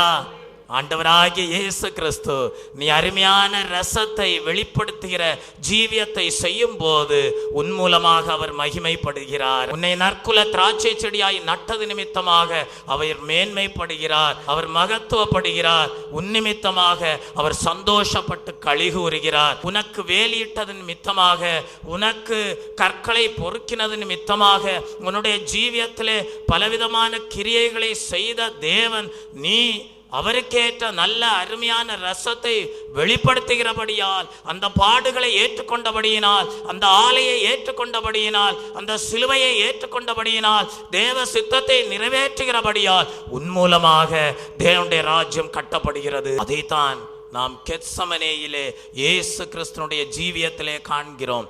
கெத்சமனே என்று சொல்லும் போது தெய்வ பிள்ளை, ஆண்டவராகிய இயேசு கிறிஸ்து அது ஒலிவ ஆலையிலே இடப்பட்ட ஒரு நல்ல ஒரு ஒலிவ விதையை போலதான் ஆண்டவராகிய இயேசு கிறிஸ்து கெத்சமனிலே இரத்த வேர்வையை வடிக்கக்கூடிய பாடுகளுக்குள்ளானார். அது நிமித்தமாக அவருடைய இருதயம் நொறுக்கப்பட்டது. அது மாத்திரமல்ல, தன்னுடைய சரீரத்தையும் நொறுக்கும்படியாக நாம் எல்லாரும் மீட்கப்பட வேண்டும், நாம் எல்லாரும் ரட்சிக்கப்பட வேண்டும், நாம் எல்லாரும் உயிர்மீட்சி அடைய வேண்டும், நாம் ஒருவராகிலும் பாதாளத்திற்கு செல்லக்கூடாது என்று சொல்லி தன்னையே ஜீவ பலியாக அர்ப்பணித்தார். அல்லேலூயா. அவர் ஜீவபலியாக தன்னை அர்ப்பணித்து தன்னுடைய அருமையான ரசத்தை வெளிப்படுத்தினபடியினால் ஒரு போர் சேவகன் வந்து அவருடைய விலாவிலே ஈட்டியாலே குத்தினான். அப்பொழுது அவருடைய விலாவிலிருந்து இரத்தமும் தண்ணீரும் பாய்ந்து ஒழுகினது என்று பார்க்கிறோம். பிதாவே, இவர்களுக்கு மன்னியும், தாங்கள் செய்வது இன்னதென்று அறியாதிருக்கிறார்கள் என்று சொல்லி நல்ல ரசத்தை வெளிப்படுத்தக்கூடியவராக அந்த பாடுகளின் மத்தியிலேயும் அவர் அந்த கோலம் அடைந்தார், அருவருக்கத்தக்கதாக தோன்றினார். ஆனாலும் அது நிமித்தமாக தேவனுடைய சித்தத்தை செய்து சபையை ஸ்தாபித்து மணவாட்டியாம் சபை பூர்ணப்படுகிறது என்கிற சந்தோஷத்தோடு தூர தரிசனத்தோடு நமக்காக இன்றைக்கும் உயிர்த்தெழுந்த கிறிஸ்துவாக வேண்டுதல் செய்து கொண்டிருக்கிறார். அவர் இவ்வளவு பெரிய தியாகத்தை செய்திருக்கிறபடியால், அவர் இவ்வளவு பெரிய மகத்துவமான வேலையை செய்திருக்கிறபடியால் உனக்கும் அந்த அடிச்சோடுகளை பின்பற்றுகிற உனக்கும் அந்த சிலுவை பாடுகள் உண்டு. அவருடைய அடிச்சோடுகளை பின்பற்றுகிற உனக்கும் அந்த சிலுவையின் வேதனை உண்டு. அவருடைய பாடுகளுக்கு நீ பங்காளியானால் அவருடைய மகிமைக்கும் உன்னை பங்காளியாக மாற்றுவார். அவருடைய பாடுகளிலே நீ பங்காளிகளானால் அவருடைய சிங்காசனத்திலே உனக்கு ஒரு ஆளுகை உண்டு என்பதை மறந்து விடாதே. பாடுபட்டோருக்கு பலன் கொடுக்க கிறிஸ்து வருகிறார். அல்லேலூயா. பாடுபட்டோருக்கு பலன் உண்டு. தெய்வ பிள்ளை, அந்த பாடுகளை நீ ஏற்றுக்கொள்வதன் மூலமாக தேவனுடைய சித்தத்தை நிறைவேற்றுகிறாய் என்பதை நீ மறந்து போகாதே. இந்த தேவ சமூகத்திலே, இந்த கானானுக்குள்ளே ஆலைகள் உண்டு. எதற்காக? சில வேளைகளிலே நீ அந்த ஆலைக்குள்ளே போடப்படும் போது வேதனைகளும் துயரங்களும் உண்டு என்பதை நீ அறியும் போது கலங்காதே, பதறாதே. நீ அந்த இடத்திலே தான் ரசத்தை வெளிப்படுத்துகிறாய். அந்த இடத்திலே, அந்த ஆலைக்குள்ளே நீ போடப்படும் போது இந்த வேதனை எனக்கு வேண்டாம் என்று சொல்லி அந்த ஆலையை விட்டு நீ வெளியே போவாய். ஆனால் உன் மூலமாக ரசம் வெளிப்படாது. நீ தேவ சித்தம் செய்வதை இழந்து போவாய். பின்பு தேவனுடைய மகிமை இழந்து போவாய், தேவனுடைய ஆளுகையும் இழந்து போவாய். ஆகவே இந்த தேவ சபையிலே சிலுவை பாடுகள் உண்டு என்பதை மறந்து போகாதே. இதோ ஆலைகள் உண்டு என்பதை மறந்து போகாதே. அதற்குள்ளே நீ போடப்படும் போது இந்த பாடுகள் எனக்கு என்ன, நான் உலக பிரகாரமாக வாழ்ந்தால் சந்தோஷமாய் இருப்பேனே என்று சொல்லி அந்த ஆலைகளுக்குள்ளே போடப்படும் போது அதிலே இருந்து தப்பித்து கொள்ளும்படியாக நீ உலக பிரகாரமான வாழ்க்கைக்குள்ளே செல்வாயானால் தேவ சித்தம் நிறைவேறாமல் போய்விடும். உன்னை ரட்சித்த தேவன் உனக்கு ரட்சிப்பை கொடுத்ததற்காக துக்கப்படுவார். ஆனால் நீ ஆலைக்குள்ளே சென்று உன் மூலமாக ரசத்தை வெளிப்படுத்துவாயானால் உன்னை தேவன் அதிக தாளந்துகளை கொடுத்து, உனக்கு தேவன் அதிக கிருபைகளை கொடுத்து மகிமையின் மேல் மகிமை அடைய செய்து மறுரூபப்படுத்துவார். Price the Lord. ஏசாயா தீர்க்கதரிசியின் புஸ்தகம் 53ஆம் அதிகாரம் 5ஆம் வசனத்தை படிக்கும் போது அவருடைய பாடுகளை குறித்து நாம் அங்கே படிக்கிறோம். கொலோசியர் 1ஆம் அதிகாரம் 28ஆம் வசனத்தை படிக்கும் போது எந்த மனுஷனையும் கிறிஸ்து இயேசுவுக்குள் தேறினவனாக நிறுத்தும்படிக்கு அவரையே அறிவிக்கிறவர்களாக எந்த மனுஷனுக்கும் புத்தி சொல்லி எந்த மனுஷனுக்கும் எல்லா ஞானத்தோடும் உபதேசம் பண்ணுகிறோம். அன்றைக்கு தேவ ஜனங்கள் தேவனை விட்டு தூரமாய் போன போது தேவன் அவர்களுடைய வாழ்க்கையை கண்டு அங்கலாய்த்தார், வேதனைப்பட்டார். எரேமியா தீர்க்கதரிசிக்கு தேவன் உரைத்த போது என்ன சொன்னார்? 2ஆம் அதிகாரம் 13ஆம் வசனத்திலே சொன்னார், என் ஜனங்கள் 2 தீமைகளை செய்தார்கள். ஜீவ தண்ணீர் ஊற்றாகிய என்னை விட்டுவிட்டார்கள். தண்ணீர் நிற்காத தொட்டிகளாகிய வெடிப்புள்ள தொட்டிகளை தங்களுக்கு வெட்டி கொண்டார்கள் என்று பார்க்கிறோம். ஆம், ரட்சித்த தேவனை மறந்து போனார்கள். ஜீவ நீரூற்றாகிய தேவனை மறந்து போனார்கள். அவர்கள் தங்களுக்கென்று தாங்களே ஒரு தொட்டிகளை, வெடிப்புள்ள தொட்டிகளை உருவாக்கி கொண்டார்கள். இப்படிப்பட்ட தீமையை தேவன் அன்றைக்கு கண்டு ரட்சித்த தேவன் தம்முடைய ஜனங்களுக்காக வேதனைப்பட்டார்.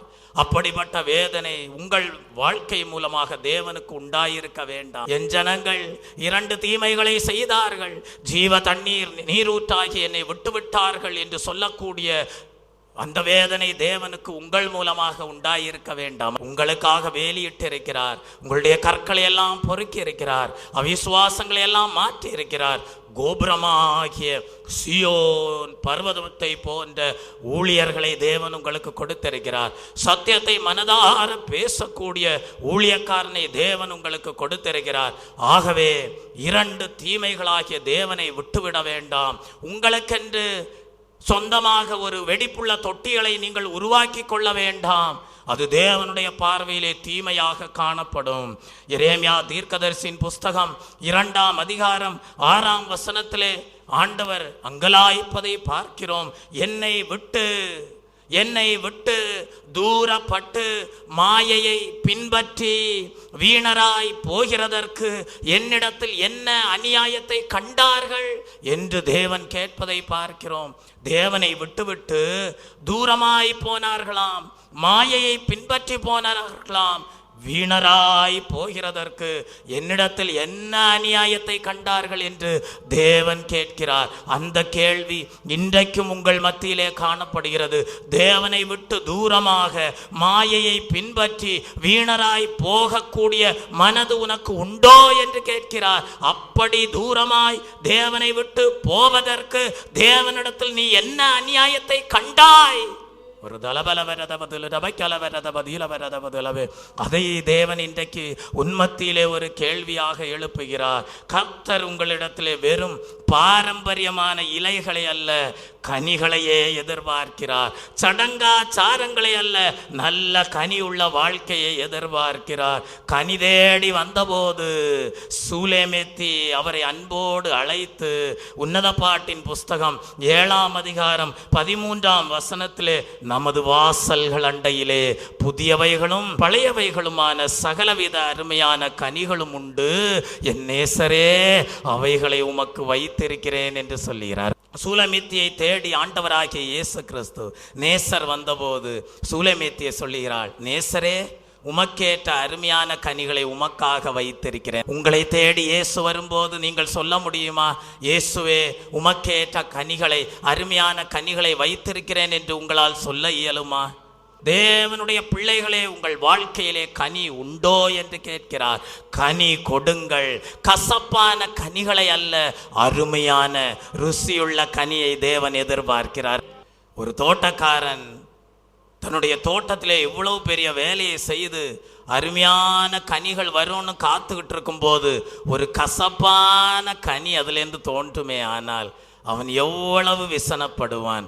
அதே போல ஆவிக்குரிய ஜீவியத்திலே உனக்கு ரட்சிப்பை கொடுத்து அவிசுவாசங்களையெல்லாம் அகற்றி அபிஷேகத்தை கொடுத்து தேவன் உனக்கு ஊழியக்காரர்களை கொடுத்து சத்தியத்தை கொடுத்து கிருபையை கொடுத்து தேவ சமூகத்தை கொடுத்து மேக ஸ்தம்பத்தை கொடுத்து அக்கினி ஸ்தம்பத்தை கொடுத்து இவ்வளவு பெரிய வேலைகளை எல்லாம் செய்த பிறகு நீ தேவன் எதிர்பார்க்கக்கூடிய அருமையான கனிகளை கொடுக்காமல் கசப்பான கனிகளை கொடுப்பாயானால் அது உன்னுடைய வாழ்க்கையிலே அது சாபமாய் போய்விடும்.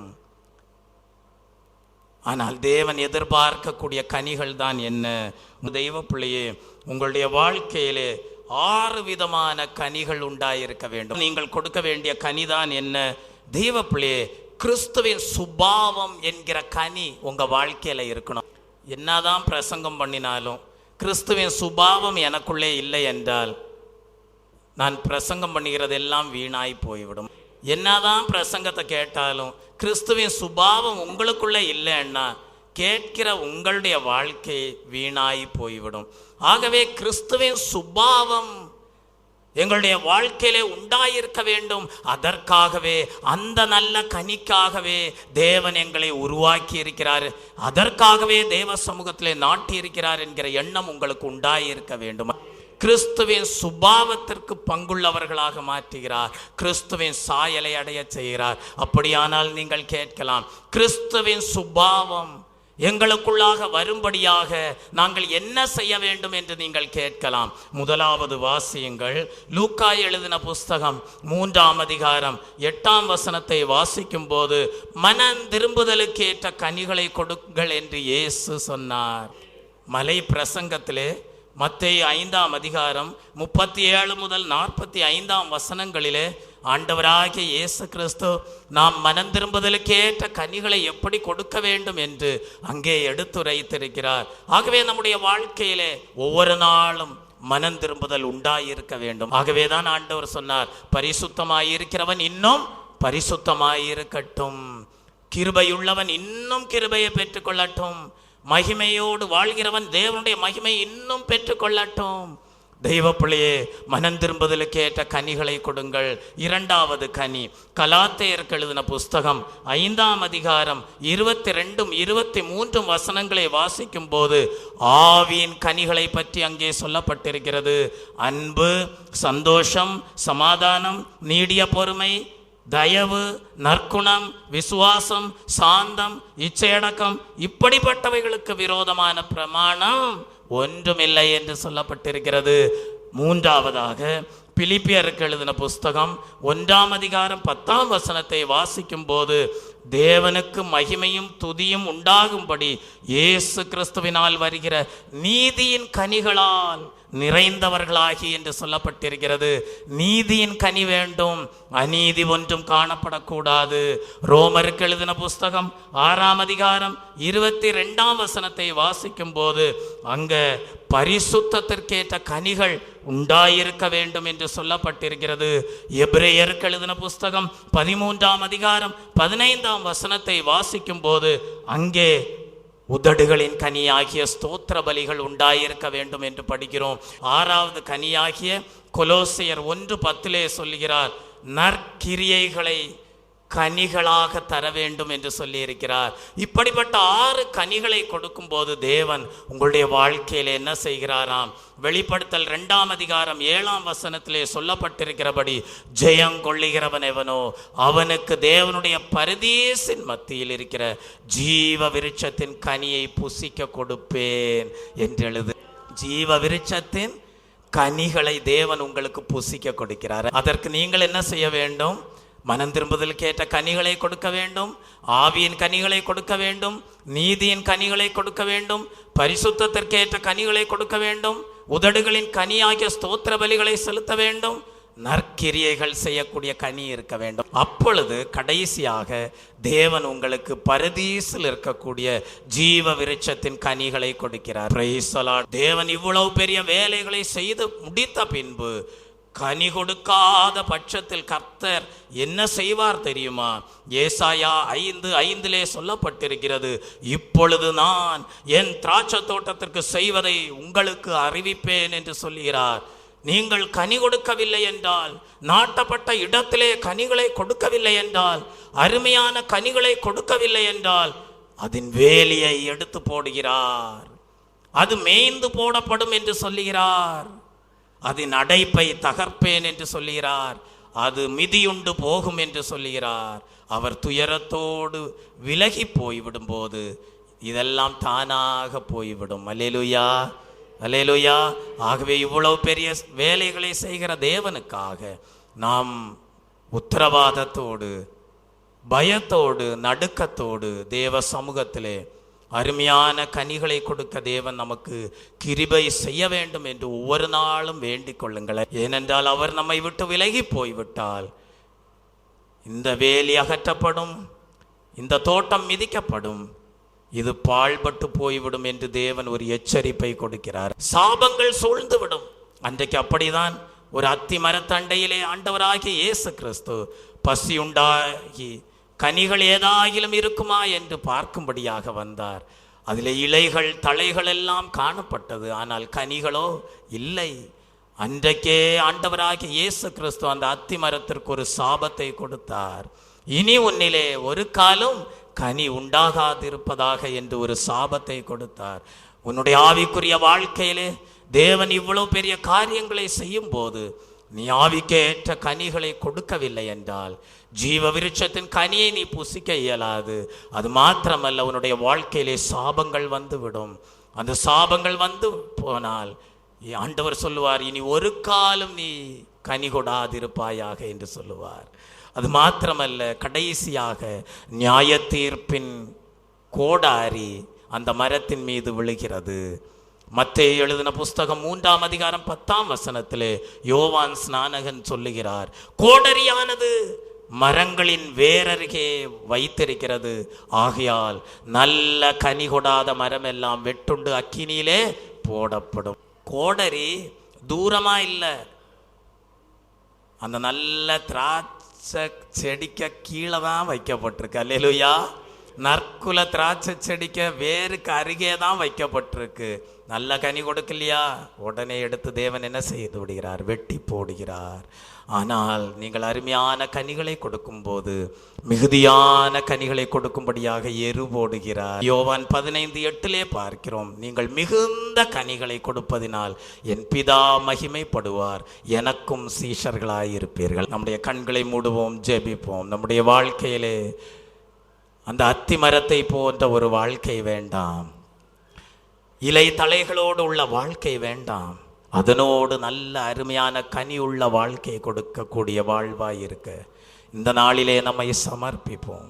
ஒரு தலபலவரத பதில் டபக்கலவரத பதிலவரத பதிலவு அருமையான கனிகளை கொடுக்கும்போது தேவன் உங்களுக்கு வாழ்க்கையிலே எரு போட்டு, தேவன் உங்களை இரட்சித்த நோக்கம் உங்களுடைய ஜீவியத்திலே நிறைவேறுகிறபடியினால் மிகுந்த சந்தோஷப்படுவார். அவருக்கு நீங்கள் சீஷராயிருப்பீர்கள். ஒரு தலபலவரத பதில் டபக்கலவரத பதிலவரத பதிலவே சந்தலபலவரத பதில் டபக்கலவரத பதிலவரத பதிலவே. ஹல்லேலூயா. மே ஸ்தோத்தரிக்கிறேன் கர்த்தாவே, மே ஸ்தோத்தரிக்கிறேன். பரிசுத்த ஆவியானவரே, மே ஸ்தோத்தரிக்கிறேன் கர்த்தாவே, மே ஸ்தோத்தரிக்கிறேன். ஹல்லேலூயா. மே ஸ்தோத்தரிக்கிறேன் கர்த்தாவே, மே ஸ்தோத்தரிக்கிறேன். ஹல்லேலூயா. மே ஸ்தோத்தரிக்கிறேன் கர்த்தாவே, மே ஸ்தோத்தரிக்கிறேன். ஸ்தோத்தரிக்கிறேன். நல்ல கனிகொடா மரங்களெல்லாம் வெட்டுண்டு அக்கினியில் போடப்படும். நல்ல கனிகொடா மரங்களெல்லாம் வெட்டுண்டு அக்கினியில் போடப்படும். ராஜா வருகிறார், ஆயத்தமாவோ. ராஜா வருகிறார், ஆயத்தப்படுவோம். இயேசு வருகிறார், எதிர்கொண்டு செல்வோம். இயேசு வருகிறார், எதிர்கொண்டு செல்வோம். பள்ளங்கள் எல்லாம் நிரம்பிட வேண்டும். மலைகள் குன்றுகள் அகன்றிட வேண்டும். கோணலானவை நேராகணும், கரடெல்லாம் சமமாகணும். ராஜா வருகிறார், ஆயத்தமாவோ. ராஜா வருகிறார், ஆயத்தமாவோ. இயேசு வருகிறார், எதிர்கொண்டு செல்வோம். இயேசு வருகிறார், எதிர்கொண்டு செல்வோம். பள்ளங்கள் எல்லாம் நிரம்பிட வேண்டும். மலைகள் குன்றுகள் அகன்றிட வேண்டும். கோணலானவை நேராகணும், கரடானவை சமமாகணும். தெய்வ பிள்ளையே, மலைகள் குன்றுகள் எல்லாம் அகன்றிட வேண்டும் என்று பக்தன் பாடுகிறான். அதனுடைய கருத்து என்ன தெரியுமா? அவிசுவாசமாகிய கற்கள் உன்னுடைய வாழ்க்கையிலிருந்து அகன்று விட வேண்டும். கோணலானவைகள் எல்லாம் நேராக வேண்டும், எல்லாம் சரிசமமாக வேண்டும். ஹல்லேலூயா, ஹல்லேலூயா. நம்முடைய இயேசு ராஜா வரப்போகிறார். அவரை சந்திக்க நீ ஆயத்தமாய் இருக்க வேண்டுமானால் அந்த சூலேமித்தியாளை போல நேசருக்கேற்ற அருமையான கனிகளோடு நீ காணப்பட வேண்டும். ஆண்டவரே, இயேசுவே, பழையவைகளும் புதியவைகளும் ஆகிய அருமையான கனிகளை உமக்காக வைத்திருக்கிறேன் என்று நீ சொல்ல வேண்டும். ஒரு தலபல வரத பதில் ரபக்கல வரத பதில வரத சந்தலபல வரத பதில் ரபக்கல வரத பதில வரத பதில் ரபக்கல வரத பதில வரத பதில். ஹல்லேலூயா.